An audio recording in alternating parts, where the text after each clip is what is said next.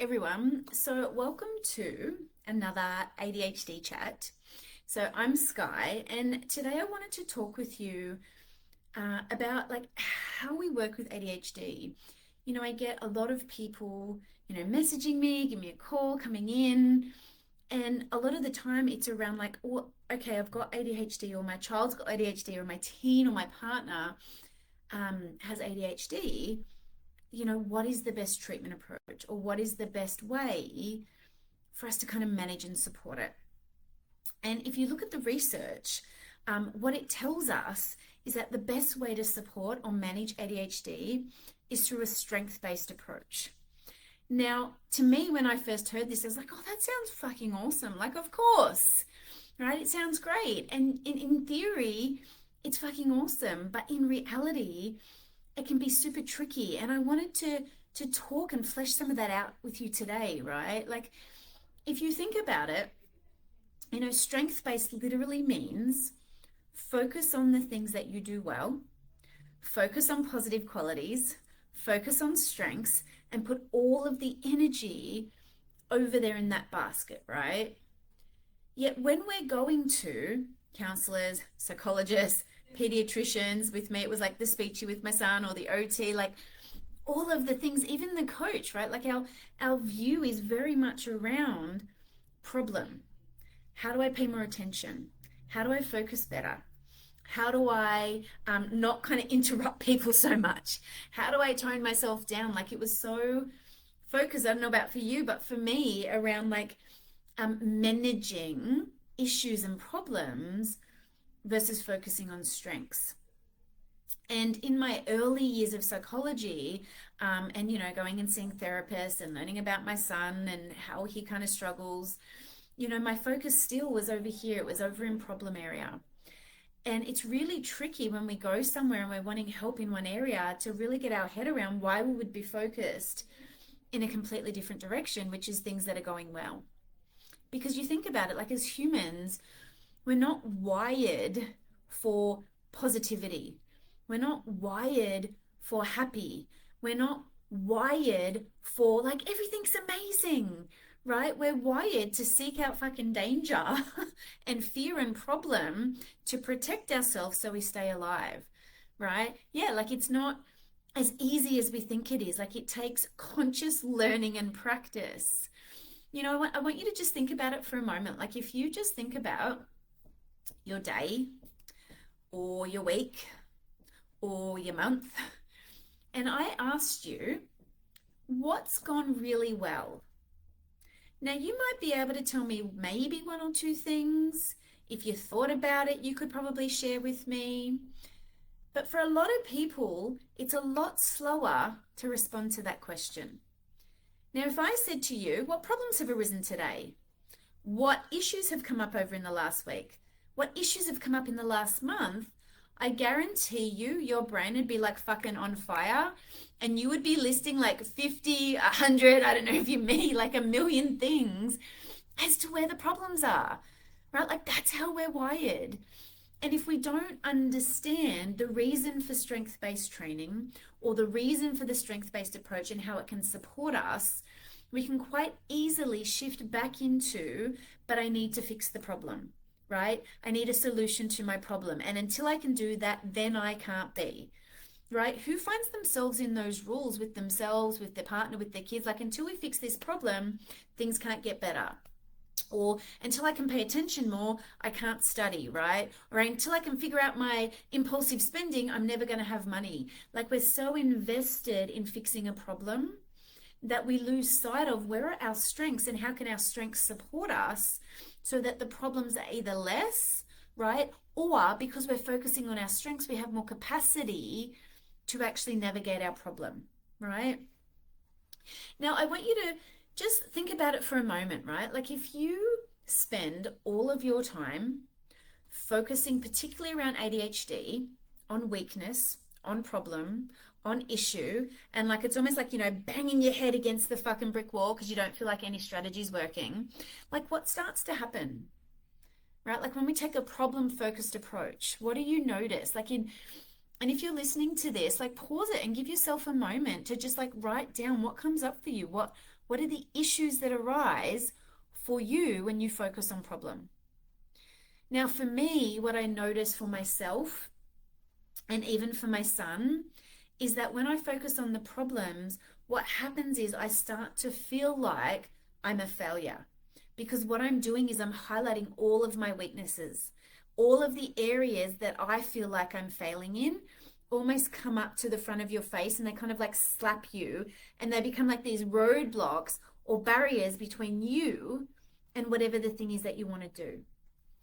And when we just focus on the things that are fucking hard for us, what we start to like do is we doubt ourselves. We doubt our ability, right? It builds low self-confidence, low self-esteem, right? And when we're thinking about ADHD, our dopamine, which is already fucking low, when we're focused on tasks that are boring, hard, or make us feel like shit, the dopamine just goes like it just, it's gone, right? There's so many words right now, okay? And you also, when you think about it too, like it takes a lot more mental energy, right, to focus on problem than it does on strengths, right? So think about ADHD is an issue with our executive functioning. Our executive functioning is already taxed. It is already overwhelmed. You remember we've talked, if you've listened to me before, our conductor is missing most of the time. And so if we are using all of the energy that we have on tasks that are really fucking hard, and we're not boosting our self-esteem and self-confidence with shit that we love, then we're taxing even more our executive functioning, which is already functioning low, right? Now, a simple example that I give people, right? If you are right-handed, what I want you to do for a moment is get a pen in your left hand and try and write as neat with that left hand as you do with the right hand. Okay? Because what happens is, for most of us, unless you're ambidextrous, which is both hands work, is the left hand takes a lot more concentration. It takes a lot more energy. It takes a lot more focus. Like even like the motor skills in your wrist and your hand and then your brain and your eye coordination and all of the things, it's really fucking hard. And for ADHDers, what it's like every single day doing tasks that we don't feel good at, that we just aren't good at, it's like writing with the opposite hand.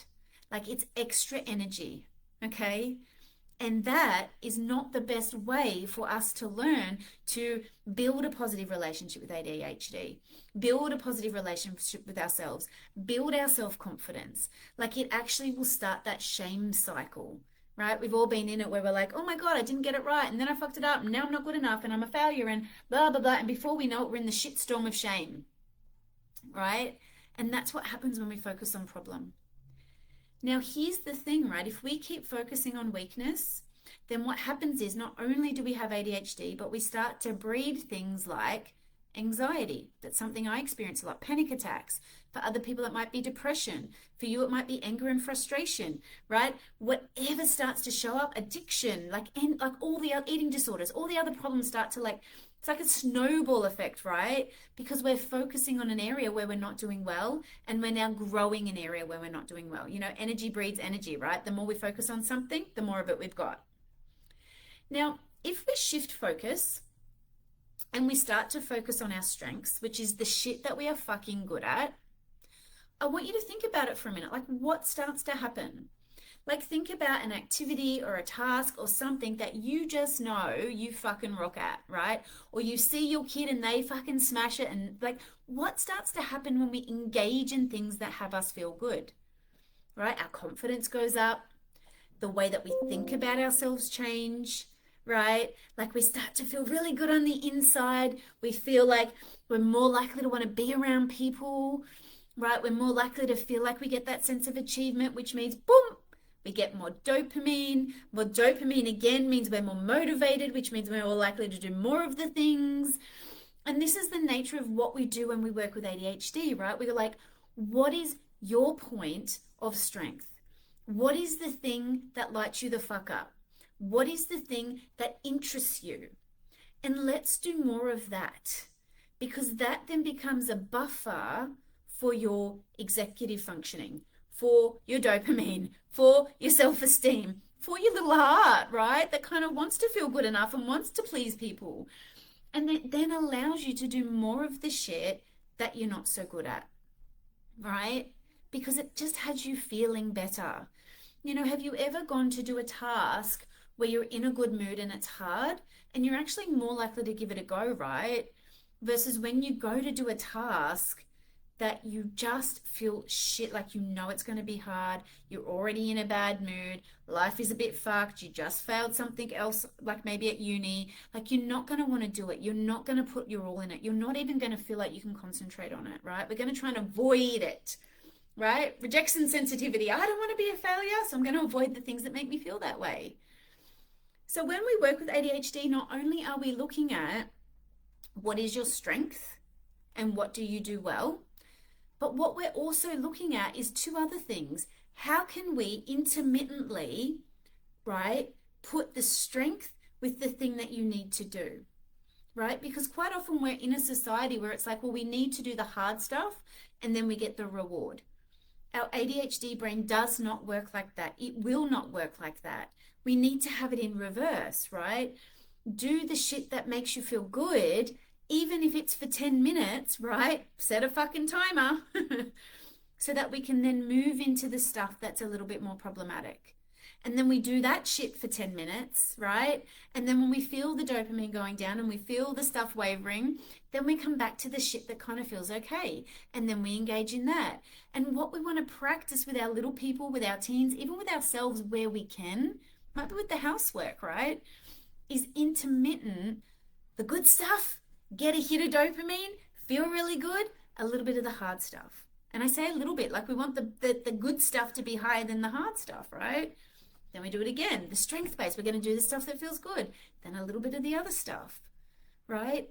And we practice this dance so that we start to incorporate in our lives, seeing that we can do the hard stuff, seeing that we can achieve some of the stuff that we maybe didn't think we could do, right? And then that stuff can come into like, oh, I'm capable now, I can do this. And then we do it with the next thing, right? And we just practice that dance. And it's so important with kids.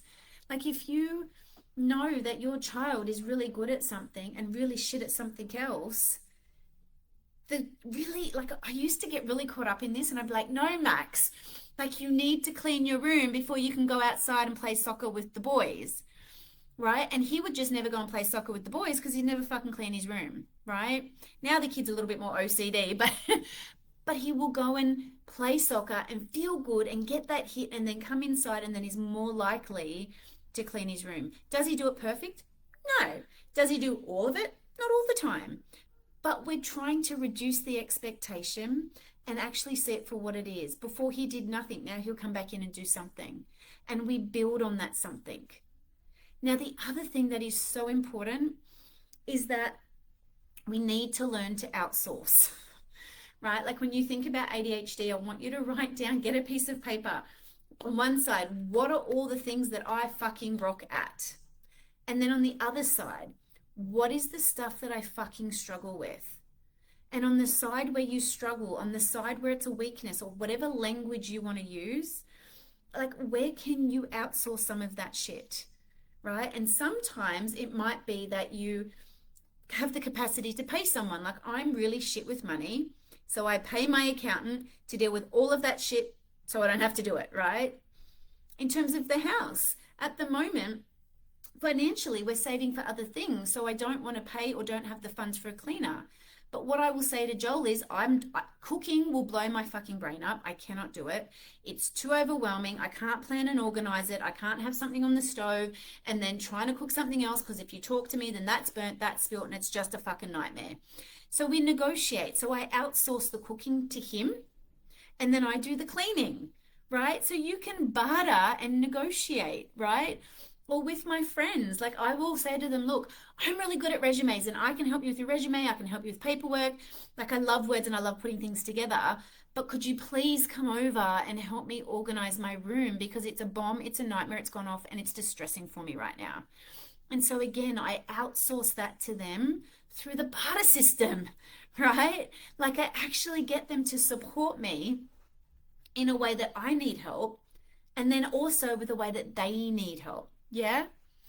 Um, so I just want you to start thinking about when you think about like strength-based approach to treating ADHD is two things, right? Is really consciously choosing to look at what you do well because you're not going to naturally do it.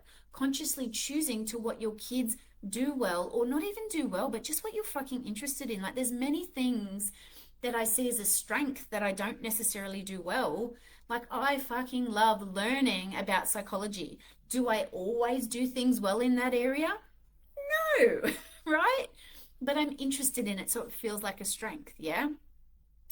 So, what is that stuff? Write it down, get clear on it, and then start doing your dance. Do some of your strength based stuff, some of the positive stuff, and then flip it over to the other side and intervene with some of the shit that you need to be doing. And then the second thing that we're doing is we're starting to outsource, right? Where can I outsource? Where can I give something I don't want away and ask for help in return? You know, that give and take, that barter, because it's so important with ADHD to just be super honest with yourself, right? Because if you consistently try to push it uphill and expect, like if you should all over yourself, if you hear the word should, chances are after that is an expectation that's not realistic, right? Like for me, if it's like, I should just know how to manage my bunny better. I fucking tried and it's hard and I struggle. So I've owned that now. And now I go to the accountant, right? Now I get other people to help me check in with, is the bills paid? Is that the right words, right? Like not the right words, the right numbers. Because I have this thing where, I don't know, this is so random, off track. Maybe you experience it too. But when I go to pay bills, I will reverse numbers. I don't know whether it's like a dyscalculia thing or something. But so even when I pay bills, it's not always my impulsivity. I don't know whether it's my attention or it's reading things wrong. But like the translation gets problematic.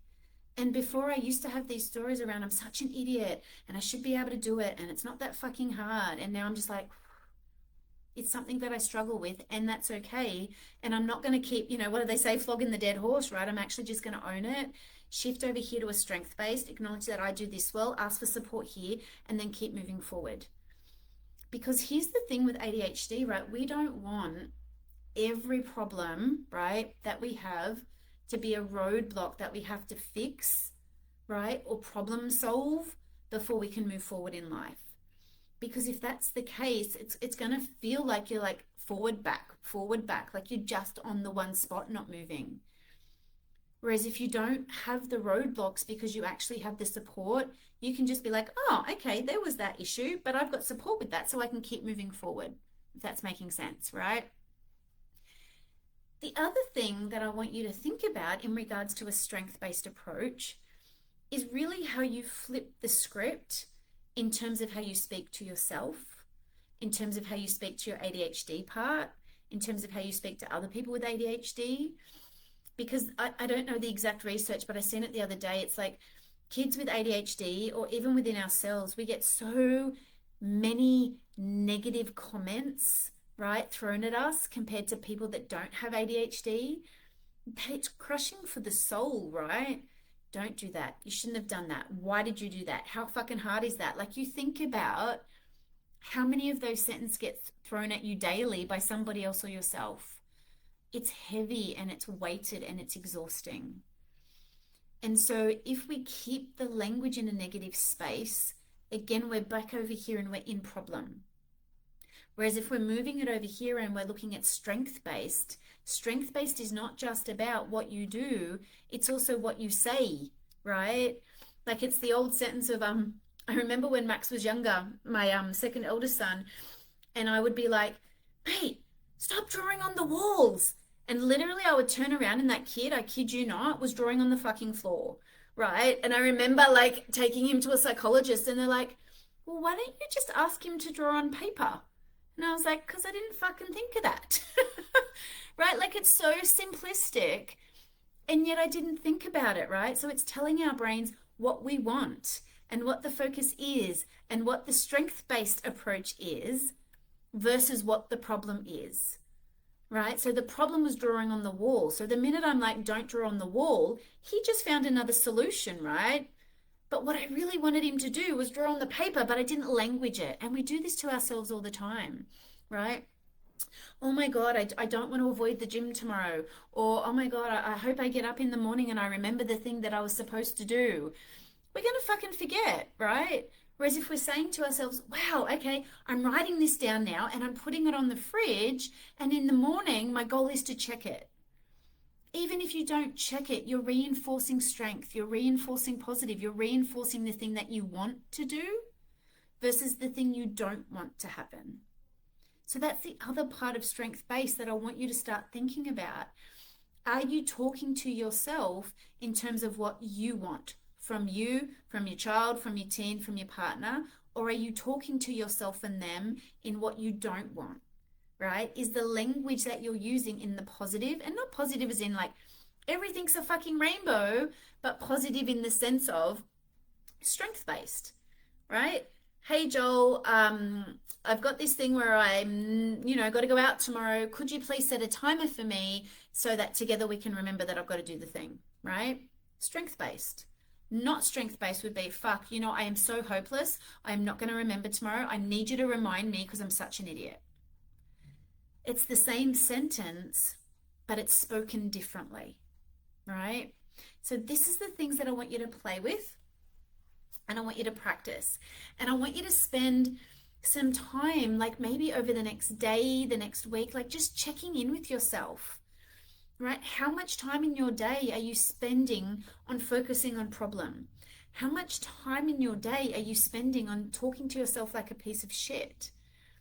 How much time in your day could you practice shifting into, what is my strength? What do I do well here? What do I need to outsource? How can I speak to myself differently? What would happen? Like, think about it, write it down for yourself. What would happen, or what would be different at the end of my day, at the end of the week, at the end of the month, if I actually spoke to myself with respect? If I actually gave myself permission to do the things that I did well and ask for support with the things I don't?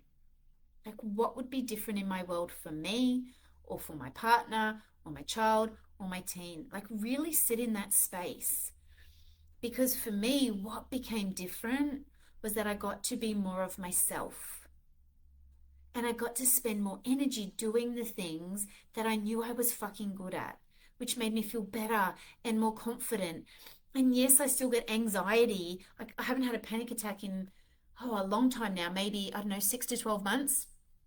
And I'm so much more able to manage that anxiety within because I'm treating myself in a different way, right? And again, I would love to hear what you get from this conversation. What's showing up for you? Like, jump into the Facebook group, Living with ADHD, tag me, Sky Steele, so I can actually hear from you about what you get out of this conversation, okay? I would love to hear from you. Have an awesome evening, and I will talk to you all again soon. Bye.